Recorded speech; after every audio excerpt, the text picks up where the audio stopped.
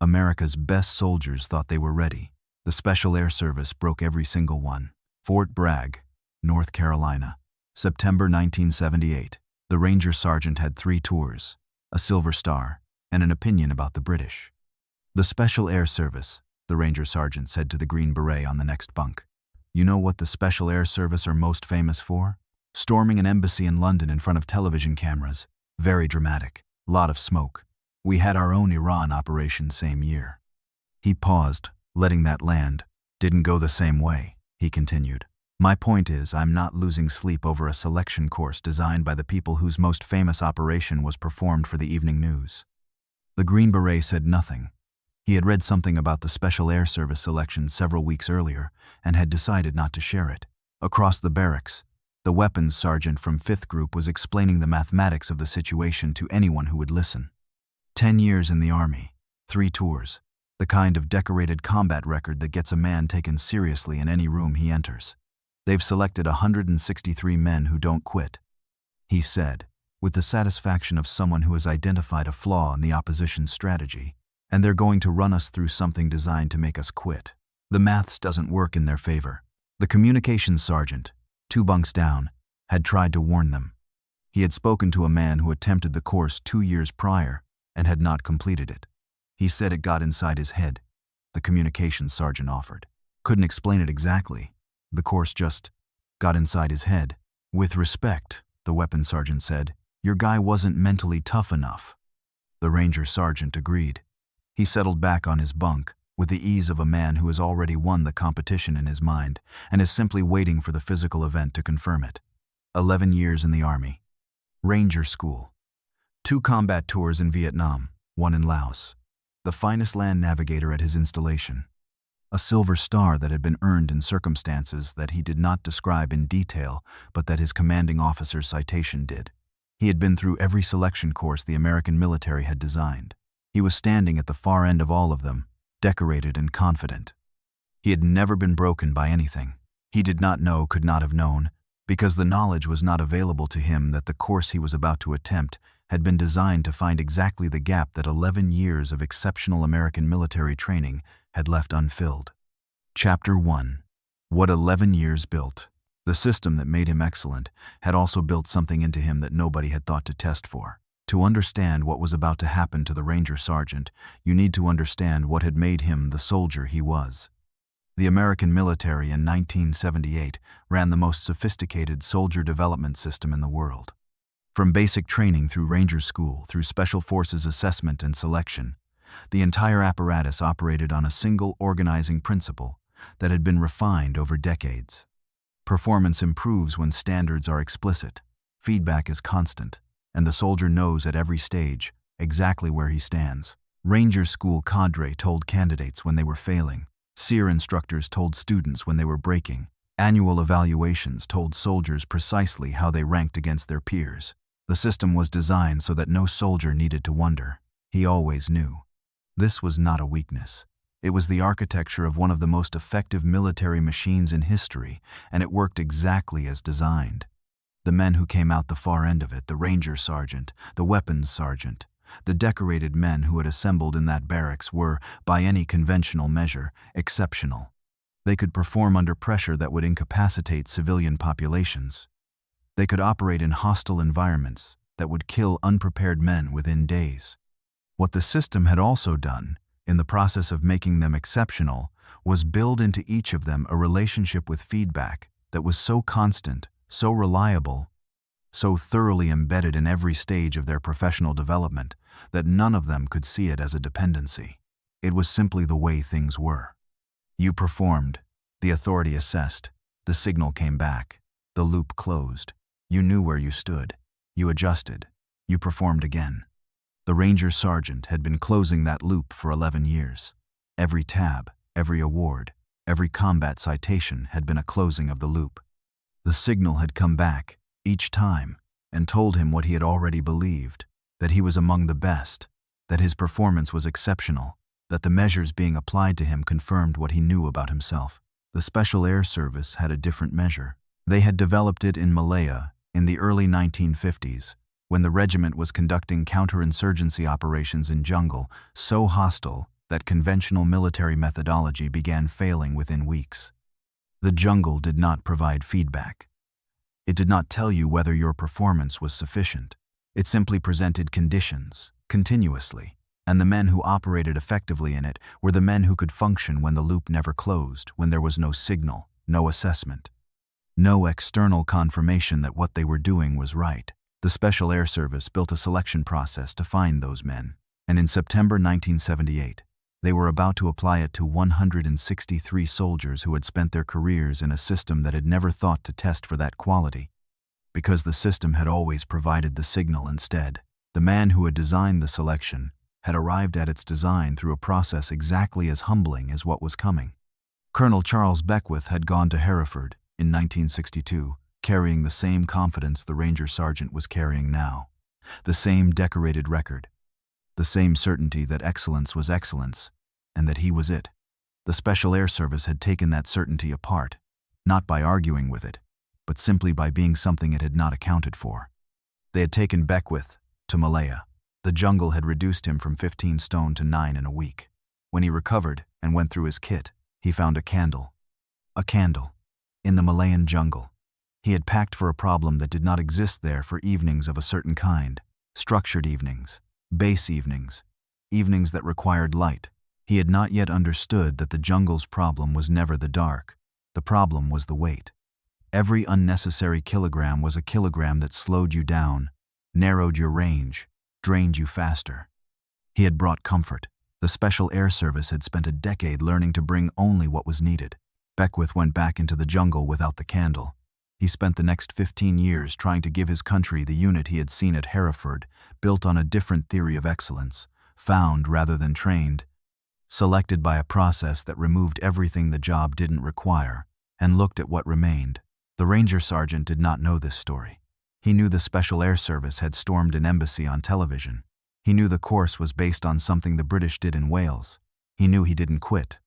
He was about to find out what quitting actually was. Chapter 2. The Instruction. 5 words.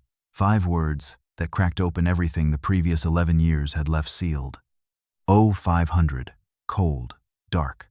The West Virginia mountains were shapes against a slightly less dark sky. No speeches. No framing. Just men with clipboards at a table, a rucksack of specified weight, a compass, a map, 1 day's rations. The instruction was 5 words. Reach this grid reference. Go. The Ranger Sergeant looked at his map, located the grid, looked up. What's the time standard? The cadre member who had handed him his kit had already walked away. Hey, time standard for this leg? A different cadre member, nearby, not turning his head. Do the best you can. What does that mean? Best I can by when? What's passing? No answer. He looked at the Ranger Corporal beside him, youngest man in the group, best navigator at his battalion, who shrugged and started moving. Others were already moving. The Ranger Sergeant stood for a moment in the dark, with a feeling he could not immediately name. Then he started moving. He was fast. His fitness was excellent, his navigation clean, his route selection exactly what 11 years of training had made it. He reached the first checkpoint in what he estimated was outstanding time. A cadre officer stood there with a clipboard, looked at him, marked something, said nothing.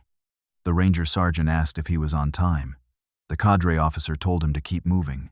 He asked if he was ahead or behind the field. Keep moving. He asked if he was passing or failing. Keep moving, Sergeant. He kept moving. Checkpoint 2, the same. Checkpoint 3, the same. By day 2, the Ranger Sergeant had begun doing something he was not aware of. Every time he arrived at a checkpoint, he studied the cadre officer's face, not consciously. As a reflex, the reflex of a man who had been trained, over 11 years of constant evaluation, to read the signal in every interaction with authority. A slightly raised eyebrow, a small nod, a fractional change in posture, anything that would tell him whether the clipboard mark was good or bad. The cadre officers gave him nothing. They had been trained specifically to give nothing. This was not cruelty. This was the design. The Special Air Service selection was a faithful replication of the operational condition it was testing for. A 4-man patrol operating for 3 weeks behind enemy lines without radio contact does not receive feedback. There is no cadre officer at the checkpoint. There is only the patrol and the decision and the dark. The selection reproduced that condition exactly, because it was testing for exactly the quality that condition required. The American military had never thought to replicate this condition in its selection process, because American selection was designed to produce performance, and performance responds to feedback. Remove the feedback and you reduce the performance, which is true, and which is exactly what the Special Air Service was observing. What the American system had not noticed, because the feedback had always been present, was that the reduction was not uniform. In some men, the removal of feedback produced a rapid and catastrophic collapse of function. In others, the function continued at full capacity, sustained by something internal that had never needed to be developed because the signal had always been available. The course was designed to find the second group. The silence was not the arena. The silence was the test. The mountains, the weight, the sleep deprivation, the weather, all of it was the arena in which the test was administered. Dozens of men had left the course already, not from the mountains but from the silence that the mountains contained. The ranger sergeant did not know this. He knew that the cadre officers were not talking. He could not yet identify what the silence was doing to him, because the thing it was doing had no name in his experience. He had been under fire. He had operated in hostile environments for weeks. None of it had produced this particular sensation, the sensation of performing at full capacity into a void that returned nothing. He reached checkpoint 7 on day 3, and did something he had not done since he was a private. He tried to read the cadre officer's clipboard. Not the contents, it was angled away.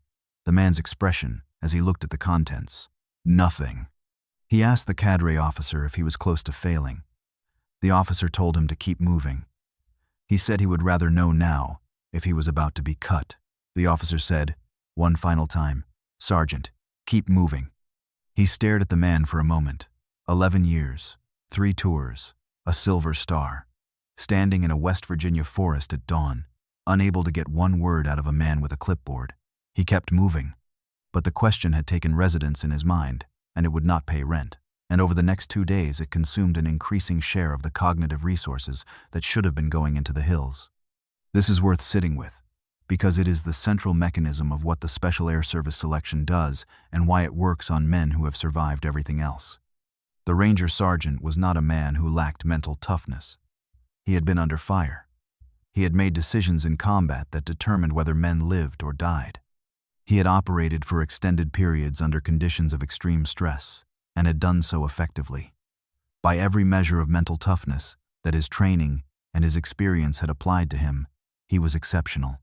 The Special Air Service hills were not testing mental toughness. They were testing something more specific, and, as it turned out, more rare. They were testing the capacity to function effectively when the external signal, the constant, reliable, deeply embedded confirmation of where you stand, was absent. The Ranger Sergeant had never been without that signal. In combat, the signal was the outcome of the firefight.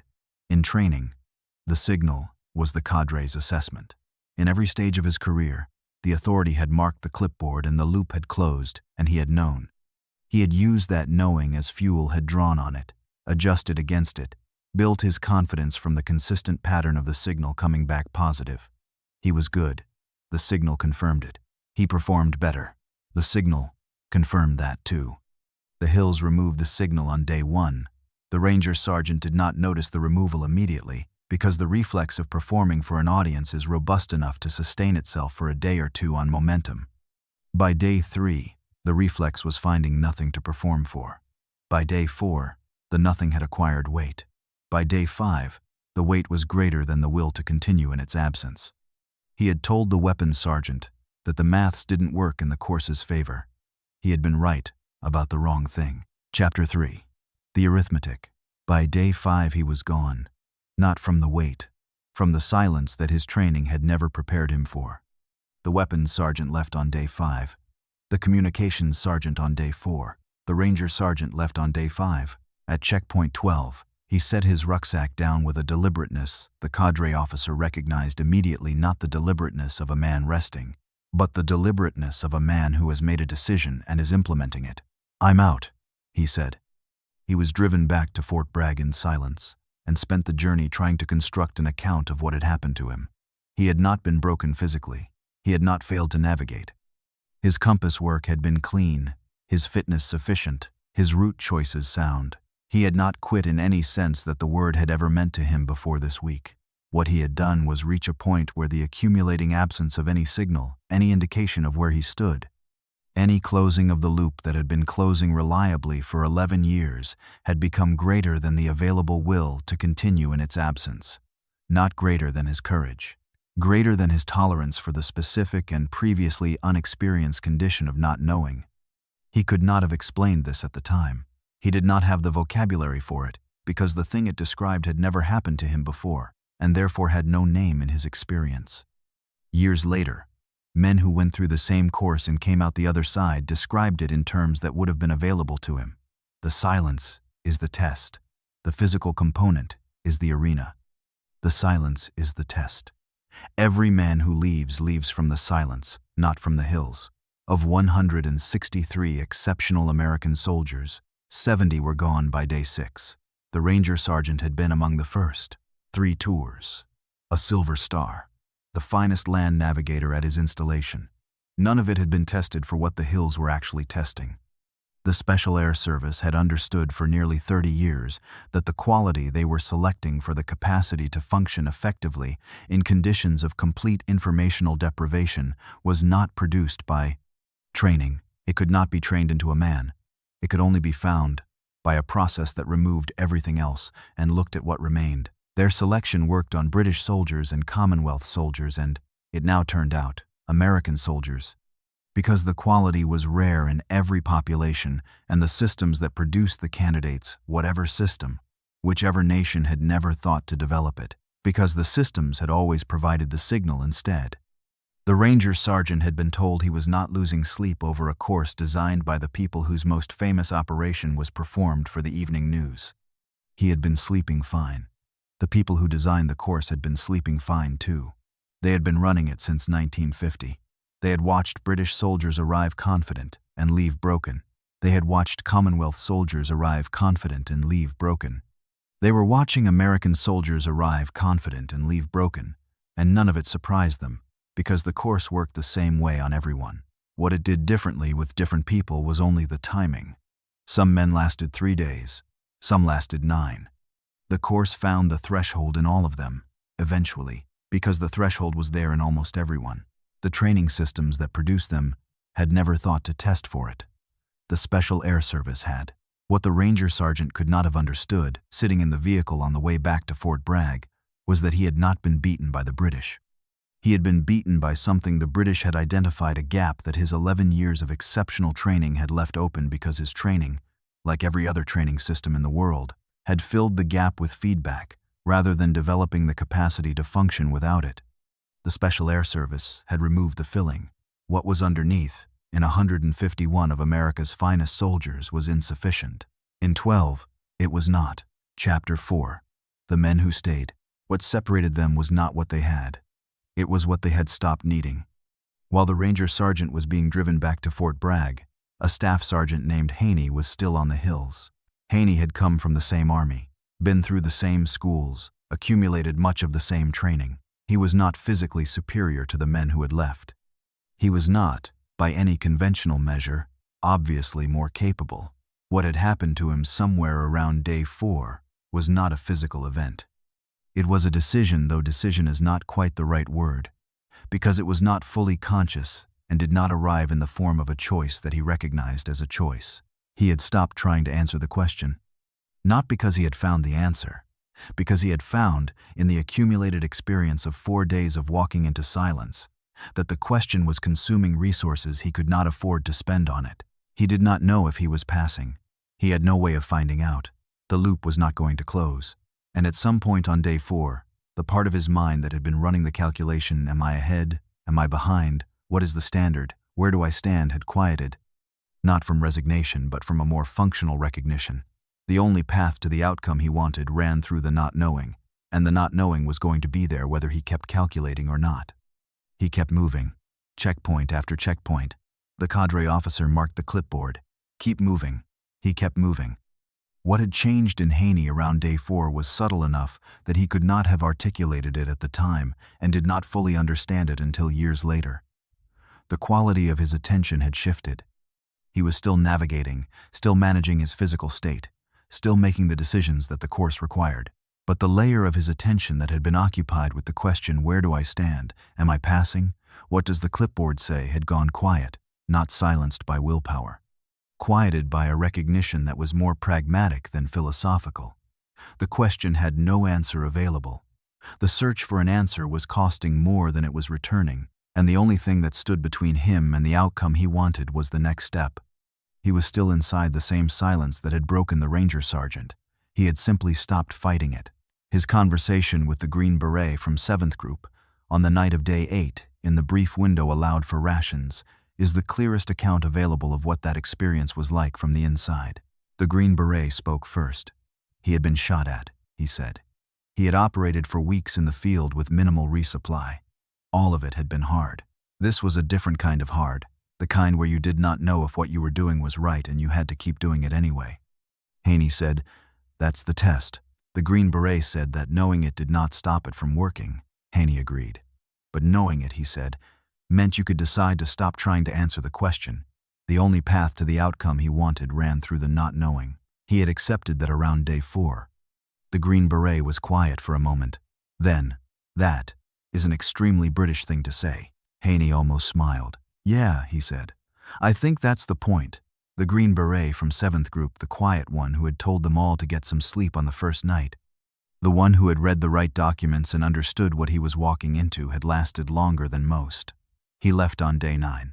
Understanding and capability are different things, and the course tested the second one with a ruthlessness that made the diagnosis worthless. He understood the test with more precision than anyone else who had assembled in that barracks. He could not pass it. This is worth understanding clearly, because it is one of the more illuminating facts about what the Special Air Service selection actually measures. The Green Beret's knowledge of the course's mechanism did not protect him from the mechanism. The silence worked on him as it worked on everyone. The only difference was how long it took. The Ranger Sergeant, confident and uninformed, lasted 5 days. The Green Beret, cautious and well-informed, lasted 9. The mechanism was the same. The outcome was the same. The course did not care what you knew about it. It only cared what you were. The Special Air Service had been running this course long enough to know that. They had run it on British soldiers who knew it and British soldiers who didn't. They had run it on Commonwealth soldiers and soldiers from Allied nations. In every population, the number who passed was approximately the same, not because the populations were identical, because the quality was rare in everyone, and knowing about the rarity did not make you one of the rare ones. Chapter 5. The Long Drag. 40 miles with no finish line. The last question the course would ask. The only honest one. The long drag. 40 miles. 45-pound rucksack. Launch at 0200. No time standard. No finish line. No indication at any point of how far remains.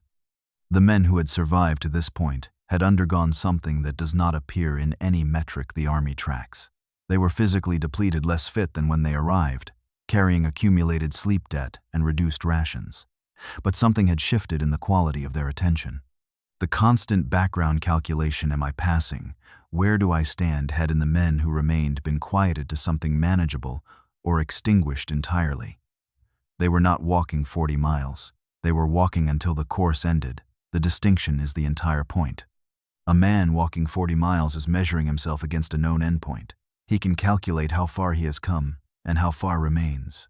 He can adjust his effort based on the remaining distance. He is, in a precise sense, still inside the feedback loop, still receiving information, still closing the loop, still operating within the framework of knowing. A man walking until the course ends has abandoned the framework. There is no calculation because there is no known endpoint to calculate against.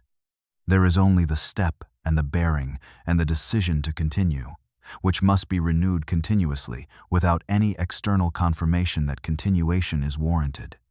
This was what the Special Air Service had been selecting for since Malaya. Not endurance. Endurance was a precondition, not the quality. The quality was the capacity to operate in the complete absence of the framework that every other selection course in the world maintained around its candidates.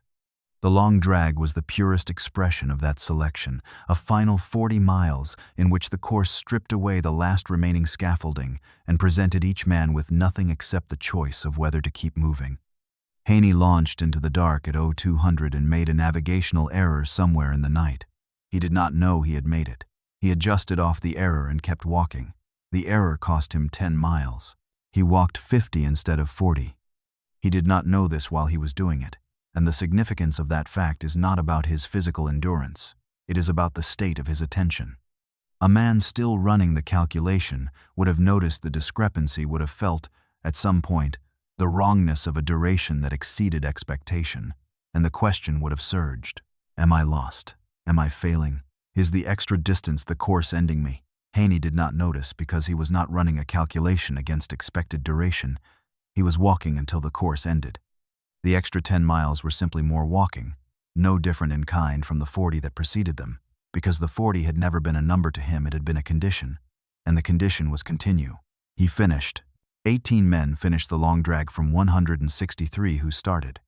Chapter 6. The Board. The hills took the performance away. The room looked at what was left underneath. The 18 survivors faced the psychological board, Beckwith himself, Delta instructors, a psychologist trained in Special Air Service methodology. The board's design was specific and deliberate. The 18 men were physically depleted, their psychological resources at their lowest in years. This was the point. A man performing for an audience will produce what he believes is expected of him even in difficult conditions. The performance machinery is robust. The board wanted what was underneath the performance machinery, what is left when a man is stripped too far down to maintain the presentation. The false accusation test had been used by the Special Air Service for years.